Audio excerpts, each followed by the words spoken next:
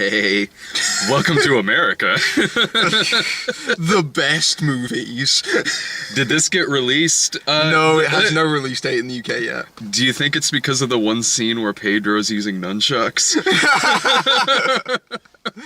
So, we went to middle school, the worst years of my life, which I spent most of this movie coming up with alternate subtitles for, like, oh god. Middle school, the most stupid way to spend 90 minutes this October, perhaps? You leaned over to me 15 minutes in, like, this is gonna be a long fucking 90 minutes. I knew exactly what this kind of movie was gonna be 15 minutes into it. And then it managed to go underneath my expectations. Yeah, we'll get to the spoilers later, because this movie went in some directions that I didn't think it was gonna go several times.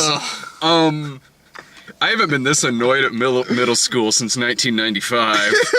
First of all, any movie with a title like this, I probably won't like. A title like Middle School, The Worst Years of My Life, unless it's about somebody who survives a school shooting, it's probably gonna be about some entitled little spoiled douchebag. And it is. Yeah. I guess the kid from Diary of a Wimpy Kid got too old, so we have another possible franchise now about a kid who's an artist and his drawings come to life in animation. They're pretty shameless about how much they crib from the Diary of the Wimpy Kid movies if they were really fucking stupid. I mean, it's amazing. I was having real problems with those animation sequences because by themselves, they're actually kind of fun, but they also stop the movie completely whenever they happen. Towards the end in the climax, when it cut to about 15 minutes of an animated car chase, running over an armadillo and shit, like, fuck, can we wrap this up? It's because if there wasn't an animated sequence, that climax would be over in 30 seconds. Yes, it would have. With a, God forbid, they don't rush to the climax of this thing. So I'll stick with, like, One Crazy Summer with John Cusack and his doodles. I'll be fine with that. Yeah, you can tell that the people that animated it were really thinking that they were Chuck Joneses, and no, they weren't. No, they weren't. If you've seen the trailer of this movie, and you get the vibe that you'll probably root for the adults in it, or at least one adult in particular, Andy Daly as the principal.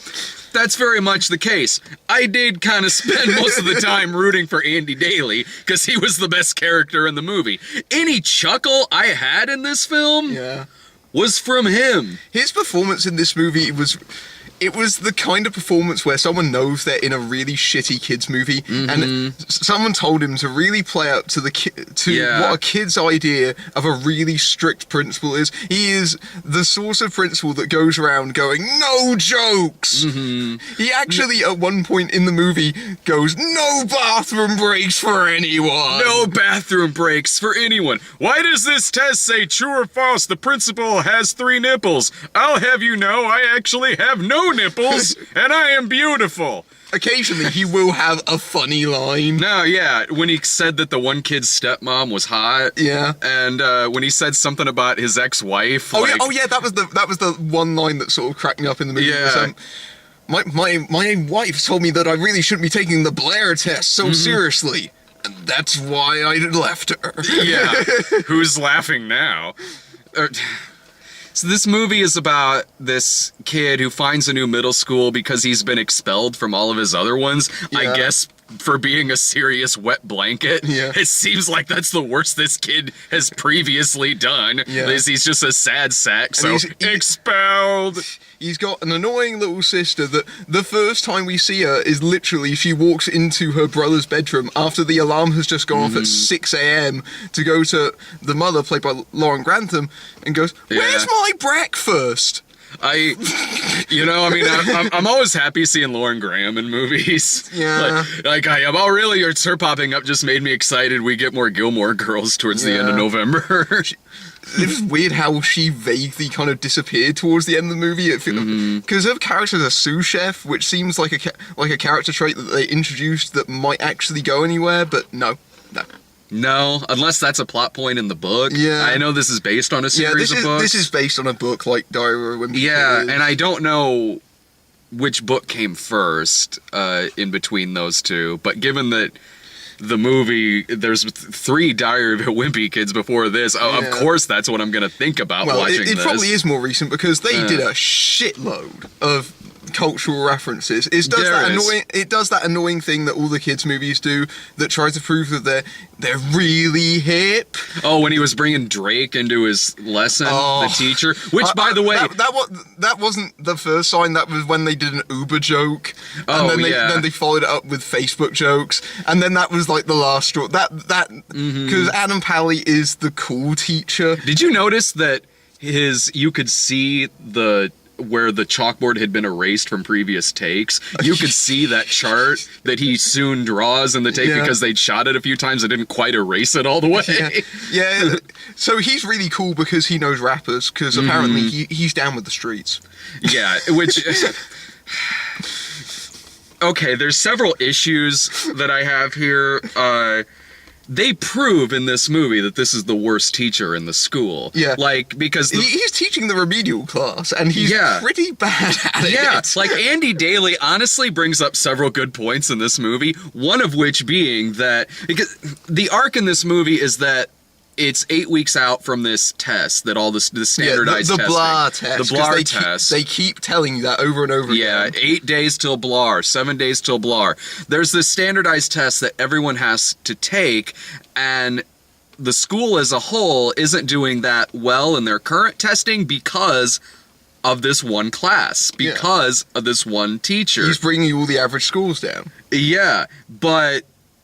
Andy Daly is the villain in this movie, so we're supposed to be rooting against him, but I'm really not at this point. Like, okay, Andy Daly in this film, later on towards the end of the movie, he starts doing some illegal shit, but before then, he's just really strict. Like, suck it up, kid. Like, in 3 years, you'll be out of this school. Just tuck in your fucking shirt. Who gives a shit? Like, yeah, he's strict. Probably because he wants you little shits to do well in this testing, because if you do well in this testing, odds are the school will get more funding. Yeah. Well, the thing is, the kid in this movie... See, the thing is, you know, it's very clear early on that something has happened with this kid, and we'll get to that. Yeah, boy, howdy, that's a whole bag of worms right there. But we're clear about this. But at the same time, he's got this notepad full of doodles, and so the thing that instigates this entire movie is that his book gets taken away from him, and And so Andy Daly goes, bring out the bucket of acid. Like, he has his own bucket of dip from Roger Rabbit that he melts.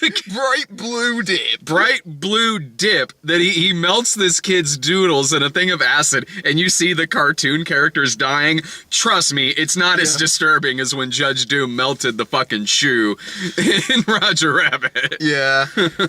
And so it's all started off, and what I was thinking during this stage was, you know what, this kid really has his head in the clouds. It's like, okay, it's understandable that he kind of does, but at the same time, you're going to school, you probably shouldn't spend the whole time doodling in your book, for crying out loud. It's like, give it a few years, you can post it on DeviantArt.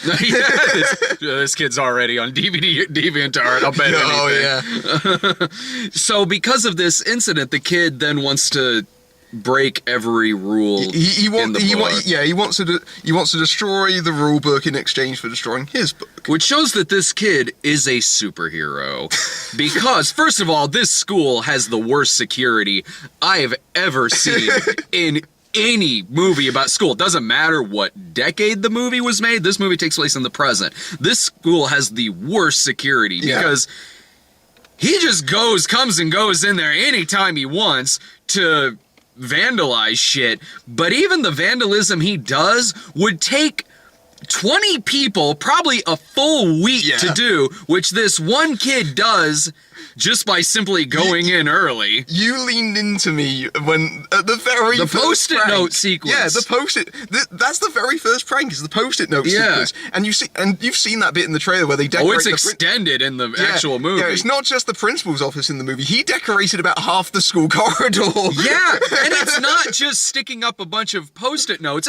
He made faces and words and he decorated it. Yeah, what would take like a skilled Post-it note artist, I guess, if that's a thing. It's almost like they had a Hollywood production designer to do yes! that. What would take this kid probably a week to do, he just did overnight. There's no security in this school that saw him coming and going or doing any of this. Yeah, there's no cameras. Yeah.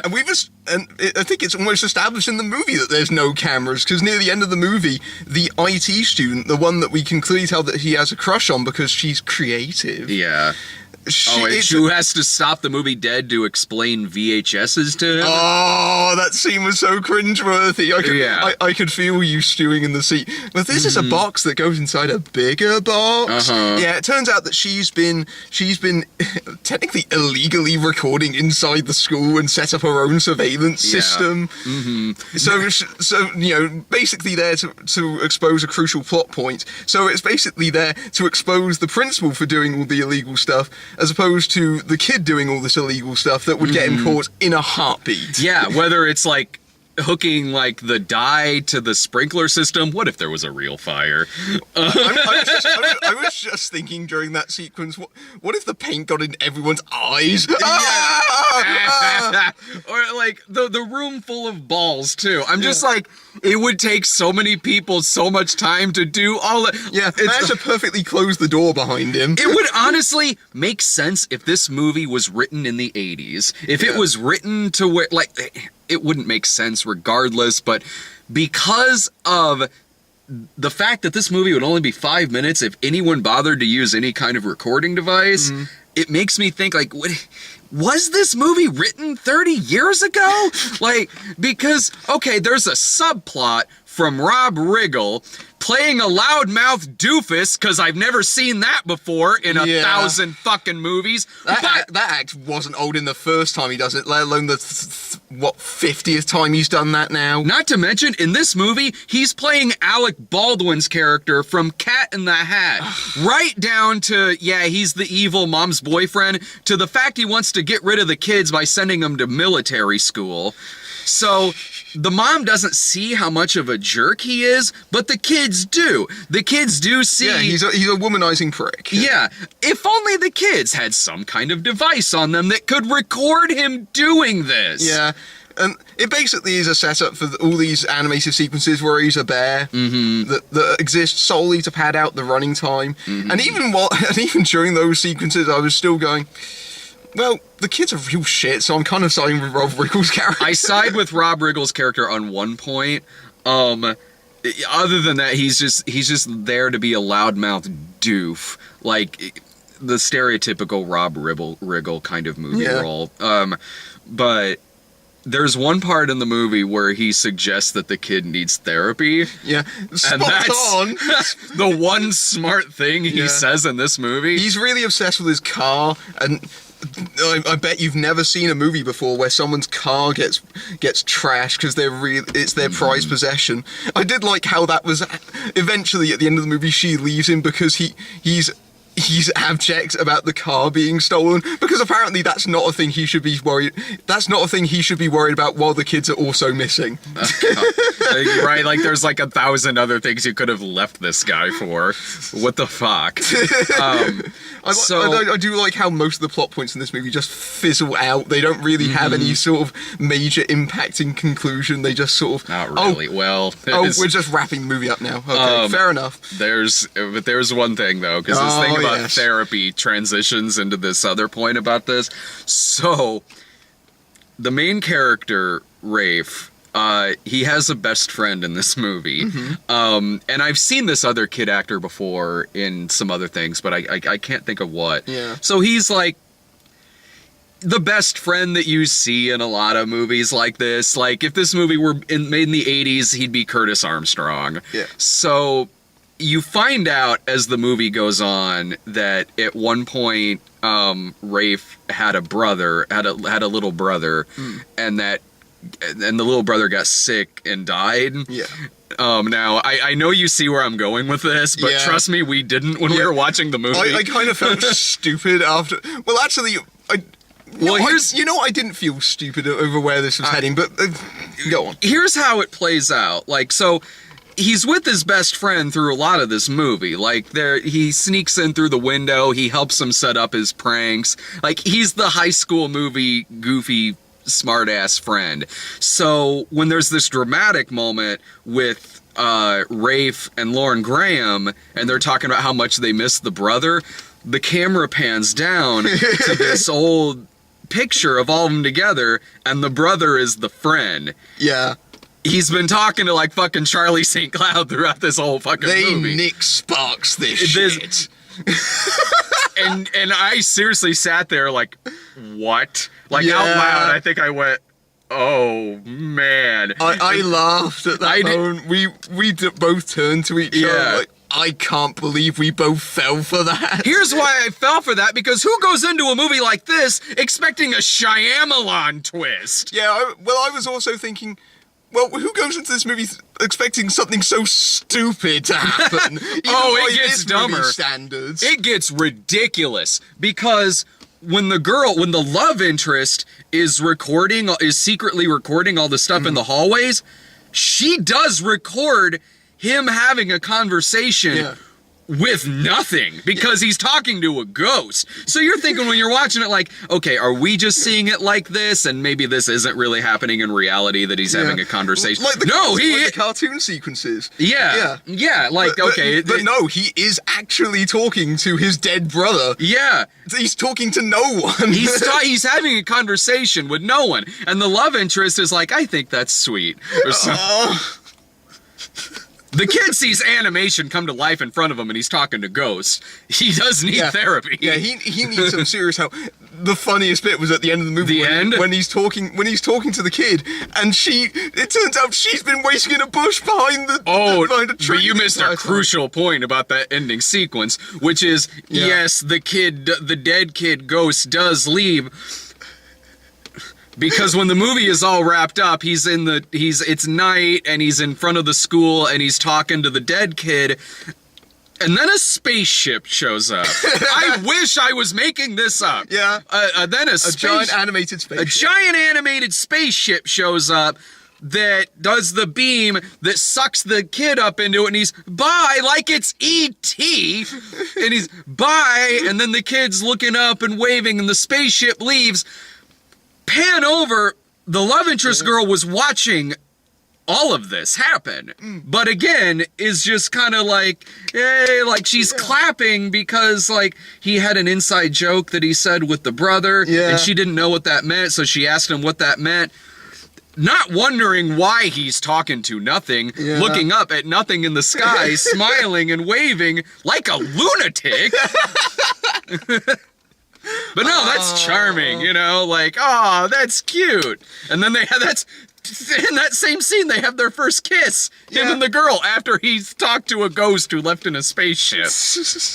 What the fuck? And that's how the movie ends. That is movie ends in space. Yeah. The movie literally ends in space. Poochie died on the way to his home planet. Yeah. Wow. And we left the theater, and I looked at you and went, we surprisingly have a lot to talk about with this movie. Yeah. Middle school, how to commit criminal property damage. Yeah. Uh-huh. Like they commit loads of crimes in this movie. I mean, there's the fact that they tampered with the sprinkler system, they steal Rob Riggle's car, they destroy it, which Lauren Graham is like, ha, that's really funny. It's like, no, he could call the police. And yeah, this movie, like, I've seen plenty of shenanigans movie where they do illegal stuff throughout the whole thing, and you laugh because the movie's well written, or it's got likable characters, or maybe there's enough, like, minor context to it to where you easily forgive shenanigans that go on in a movie like that. Look, one of my favorite 80s comedies is Weird Science, like the granddaddy of like 80s shenanigans movie. Yeah. Is there illegal stuff in that? Lord, yes. Yeah. But you're rooting for these guys. Because, you know, they're bad with women, they get picked on a little bit. You're rooting for Gary and Wyatt, you know? Like, yeah, go ahead, Gary, drive like 120 miles an hour. If it means you get to have a kiss with the cute blonde girl, go for it, man. Do it. In this, Look, just suck it up, kid. It's like, for the- tuck in your shirt. It is. Fuck. It is for the most petty of reasons. Yeah. And it's a stupid middle school feud with the head teacher and the. Like, I love how the movie is all shocked that the head teacher does illegal stuff, because he frames the class at the end of the movie. He frames the class by putting all the stuff that has been used for the pranks into the lockers of this class. He tries to artificially raise the test by suspending all the students in this class and firing That's a King of the Adam's Hill Alley. episode, Yeah. too. And so there's that, and the movie is meant to be, oh my god, what he did was illegal. That doesn't really, that's a bit hypocritical. It really kind of is. Like, yeah, it is a little bit. Kids, but, like, kids, it's okay to break rules that you don't agree with if the person that's enforcing them is a dick. That's the message of this movie, apparently. like, so he had a dress code. Like, he had a dress code. He made him walk in a line. Like, No loitering. Yeah, this movie is like if, like, The Wall was a Disney production. Like, someone who goes to a military school would watch a movie like this and laugh. Yeah. Like, oh no. I did love how going to military school. We fucking established that you have been kicked out of all the schools in the area. You had to make sure that you didn't get expelled from this one. What the fuck did you think was going to happen at the end of this game? If he didn't like Andy Daly's rules, he's gonna go like fucking Tom Cruise at the end of Taps at military school. Shit. I love how the scene where he actually gets expelled, the reason that he gets expelled is to do with the sprinkler system, because he tries to save the class by going into the principal's office, and he gets onto the principal's desk and essentially threatens him by lifting up a lighter that I'm pretty sure he shouldn't have in this school anyway, and holds it up to the sprinkler system. Like, that is illegal. But in that same scene, Like, Andy what Daly. do you think was going to happen in any school if you hold up a lighter and set off the sprinkler system? You're going to get, at the very least, suspended, if not totally. expelled. And all that kid had to do was to just have a recording device on him, because Andy Daly blackmails him. Andy Daly totally blackmails him in that scene. All he needed to do was have his goddamn phone recording in that scene. The whole thing could have been fixed in 30 seconds. Well, it's like the movie forgets all the technological references they just have to shoehorn into the movie. Like the fact they keep referencing, it's trending on Twitter, it's going to other schools. But like, they have that token effort in there, but otherwise it feels like they forget the fact they have phones, it feels like they forget they have technology, they forget they have a friend that works in the AV club that apparently is occupied by one solitary person, so why are they running an AV club at this school anyway? Yeah. It's stupid. Yeah. It's this movie's really bad. Yeah. Like, I can't recommend this. Like, obviously not to see it in the theater, but don't take your kids to go see this movie. No. It's got really bad messages for kids anyway. If you want to show them a good shenanigans movie, like, keep the kids home, watch Weird Science. Fuck. Make them if you want to show them the Diary of the Wimpy Kid movies, just make them watch those. There's 3 of them. You can get them in the Walmart bin, for crying out loud. And There's 3 to choose from. You don't have to pay to go see this shit. They're better movies than this. I honestly never saw the first 2. I saw the 3rd one. And I don't remember liking it, but I can say that it was probably better than this. There were families in that screening. There were families. There were a couple, yeah. Not very many. No, but there and were they came in late, too. Yeah.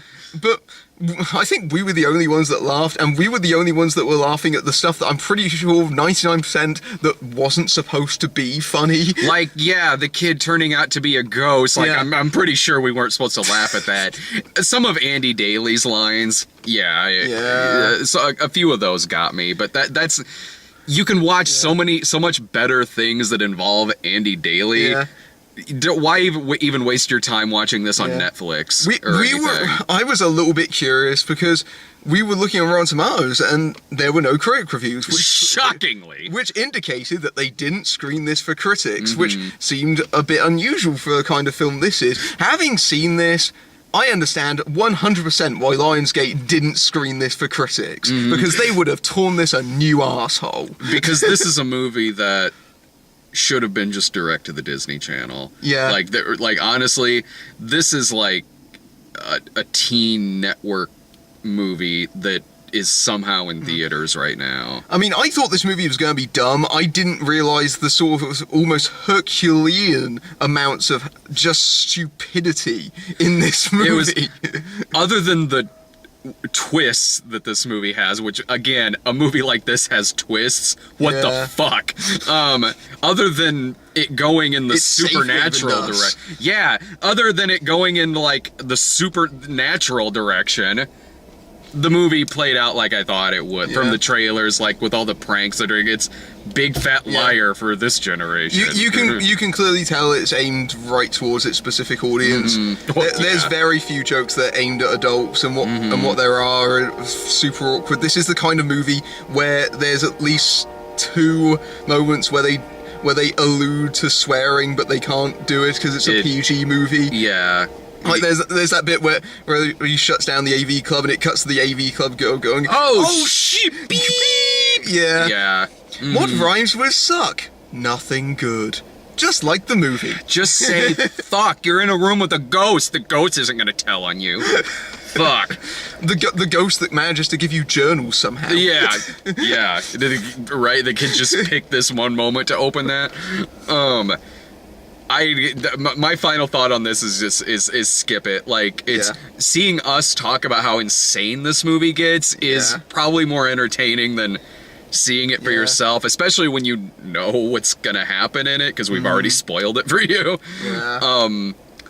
That's my final thought on this. Skip it. Don't go and see this. In 2 weeks, this movie will be gone and will be quickly forgotten about, and then some idiot will review it on the internet.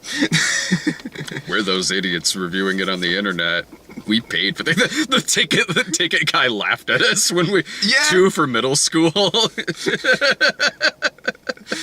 We're adults. Middle school. Hey, I have got Bucks babysitting. God, I haven't felt that uncomfortable since saying 2 for little boy.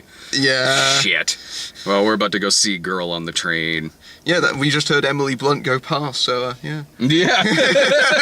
Right? Oh, thank God the movie's arrived. See ya. See ya.